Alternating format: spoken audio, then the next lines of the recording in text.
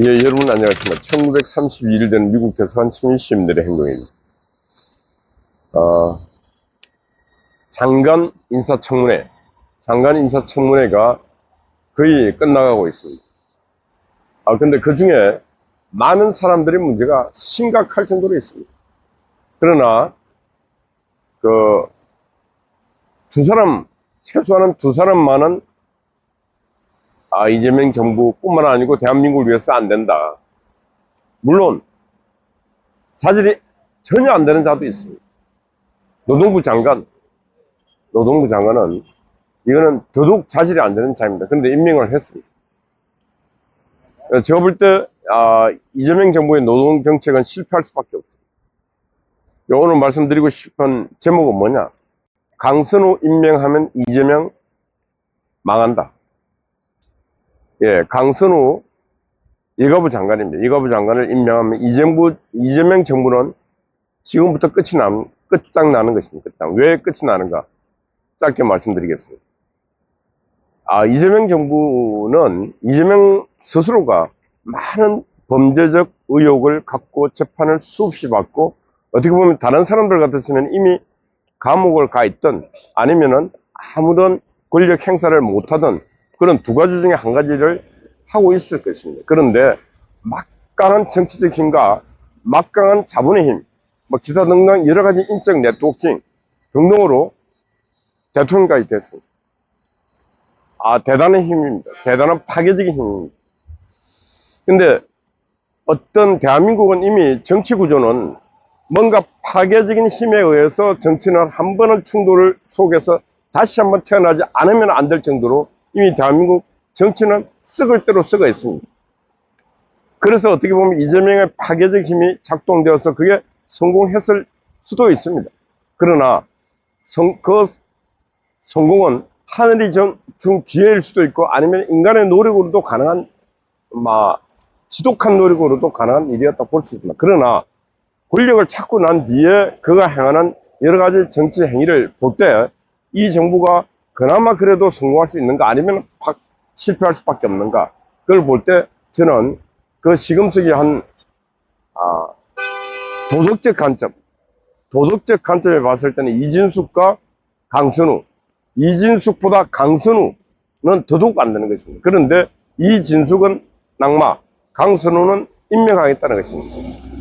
근데 강선우에 대해서 볼 때 이 국민의 눈높이가 도저히 용서하지 못하고 있습니다. 그의 갑질, 그 보좌진들도 공무원들인데 그 4급, 5급, 그리고 저 밑에 있는 공무원들에게까지 갑의 갑질을 한 강선우는 그는 도덕성 자체가 없는 것입니다. 인간의 염치라고는 없는 인간입니다. 근데 제가 이재명 정부가 성공할 수 있는가 없는가는 인간의 그 파괴적인 힘을 갖고 있다 할지라도 인간의 향기가 안 나고 인간의 염치가 없는 집단으로 계속 몰입이 된다면은 이 이재명 정부는 절대로 성공할 수가 없는 것입니다. 인간인 이유는 인간과 인간의 결합에 있고, 그 인간과 인간들의 결합된 그 네트워킹 속에서는 인간의 향기가 흘러야 됩니다. 그 인간의 향기가 선한 향기, 아름다운 향기가 흘러야지 독향기가 흐르면 그 주변이 다 죽는 거 아니겠습니까? 강선우는 제가 볼 때는 독버섯입니다. 독버섯.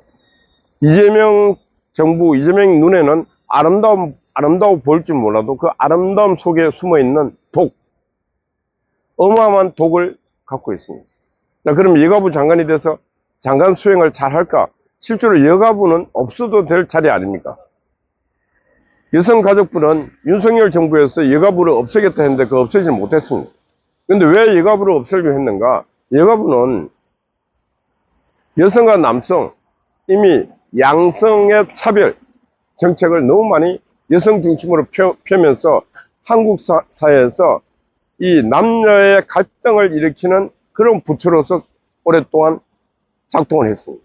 그래서 여가부를 없애고 어떤 다른 발전적인 부처로 만들든 아니면 없어지더라도 보건복지부에서도 여러 가지 정책을 행사를 잘 할 수 있음에도 불구하고 이 정부에서는 여가부 문제를 놓고 저렇게 시끄럽게 하고 있습니다.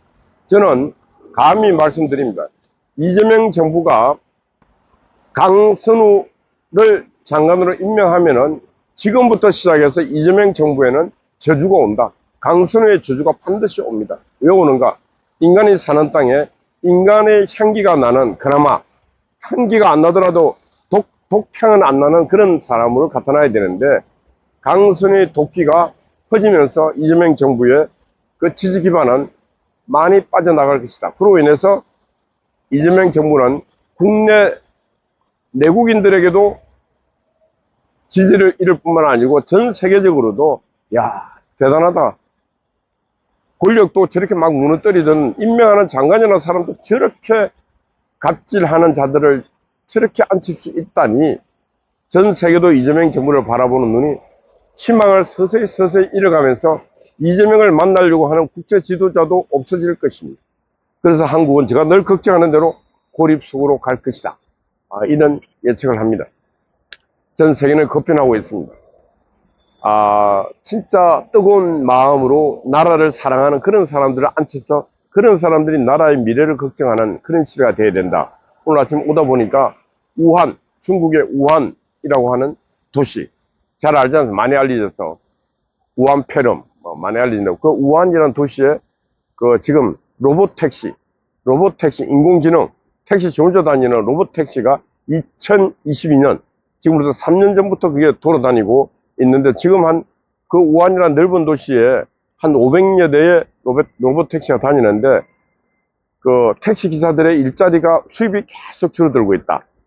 그래서 2030년이 되면은 전 운전기사의 일을 로봇 택시가 다 하게 된다. 그럼 택시 기사의 일자리가 잃어지고 택배 기사의 일자리도 잃어지고, 그런 이제 일자리가 잃어지고, 중국 공산당 정부는 벌써부터 대체 노동을 위한 그분들에 대한 노동 재교육을 하고 있는 그런 현실이다. 오히려 인간보다 사고율도 4분의 1, 사고율도 엄청나게 줄어들고 있고, 그래 하고 있다는데, 한국은 공산국가도 아닌 한국은 그런 준비도 전혀 안 하고 있습니다. 그런 자가 또 노동부 장관에 앉았으니까 인간의 우월성, 인간의 빨간 머리띠 둘러댄 인간들만 주인이라 그 외치는 그런 인간들이 지금 노동부 장관에 또 앉았습니다. 한국의 노동의 미래는 암담할 수밖에 없습니다. 그래서 여러 가지가 걱정인데, 한편으로는 이재명 정부에서 또 국민통합비서관에 강선욱인가 정규재 주필이 추천한 인물이 되었다는데, 그건 한편으로는 상당히 저는 같은 우파지만은 고무적이다. 왜? 이재명 정부도 뭔가 이왕 권력을 잡았으니까 할 수 있는 일을 해보는데, 그것도 적어도 뭔가는 남겨야 안 되겠습니까? 그래서 뭔가 남길 수 있는 그런 일들을 해야 된다.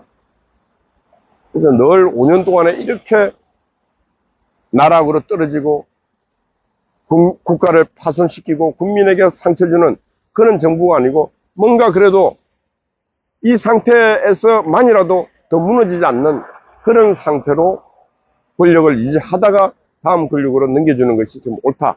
왜? 더 이상 희망상이 없으니까. 그 희망을 한다면 어떤 희망이다? 과거의 생각을 파괴적으로 버릴 때 희망이 일어난다는 것입니다. 예, 명심하기 바랍니다. 예, 오늘 제목은 강선우 임명하면 이재명 망한다.